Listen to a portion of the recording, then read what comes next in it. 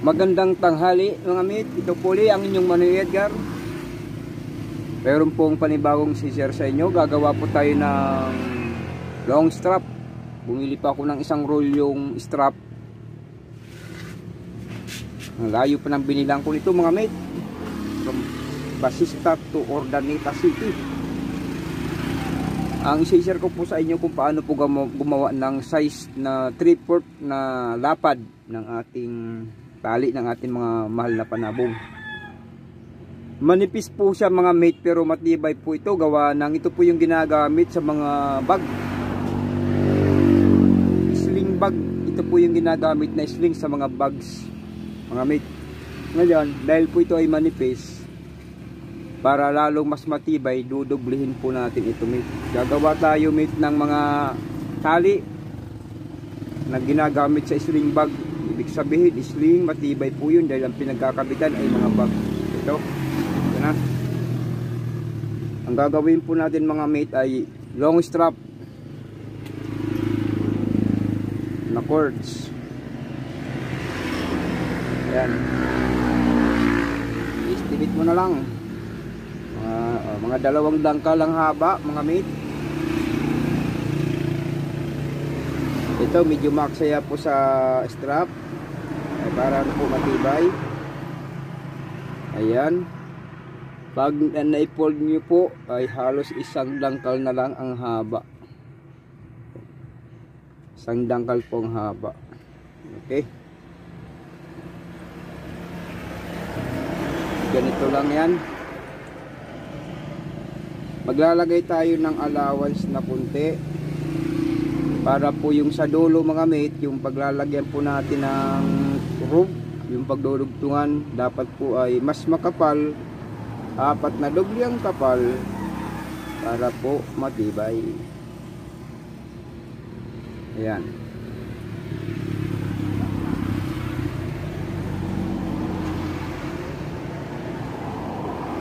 Ngayon kung gagawa po kayo mga mate ng ganitong tali, hindi nyo po pwedeng ipamura ang binta kung pambinta po ang gagawin nyo, kasi kawawa ka mate, lugi ka. Sabagay meron din po na mga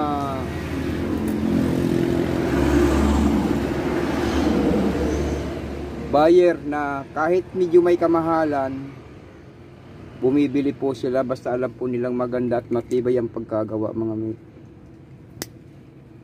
Papasuin nyo lang po yung dulo para iwas si mulmul.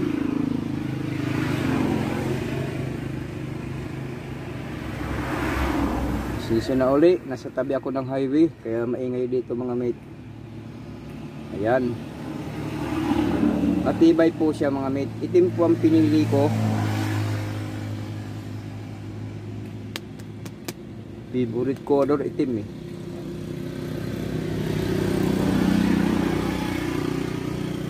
Yan. Ngayon gagawa po tayo dito mate ng pang ano niya, parang pinakasinturon mga mate. Ito oh, pinakasinturon.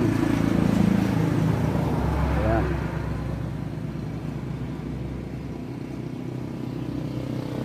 Yung pinakasinturon niya mga mate,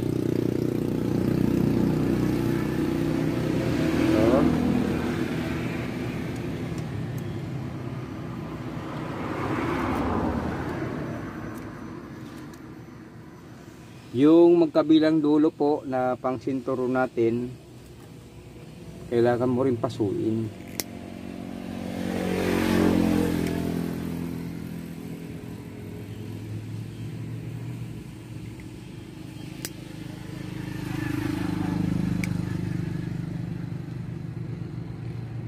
Para hindi po bubuka.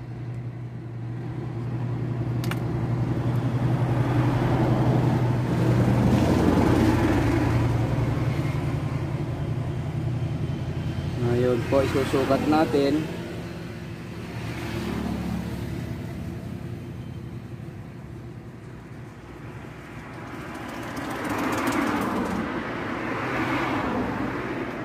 Ayan.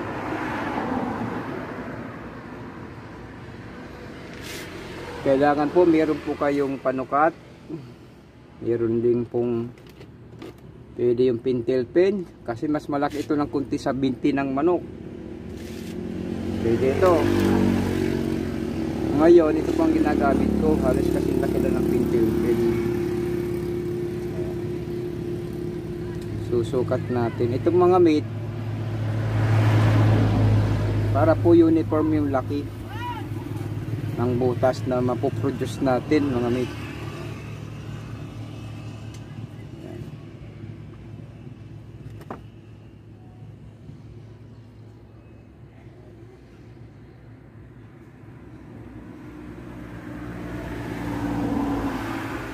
Ito mga mate ay napakakunat, umulan umaraw, matibay po ito. Sabi naman yung iba, maghihimol-mol daw. Eh di pag naghimol mo palitan, di po ba mga mate? Pero matibay ito, lalo na po yung manok, hindi naman mahilig tumuka doon sa pamaan nila. Eh di, ayan mga mate, itong kabilang side, nilalabas mo ito sa pagkakasinturon. Kasi magbubutas tayo dito mga mate, may gagawin tayo ditong pugi points, matibay pa. Pero kailangan meron po tayo ipapasok dito sa loob para hindi po siya tatagos sa kabila. Yung pambutas natin hindi tatagos.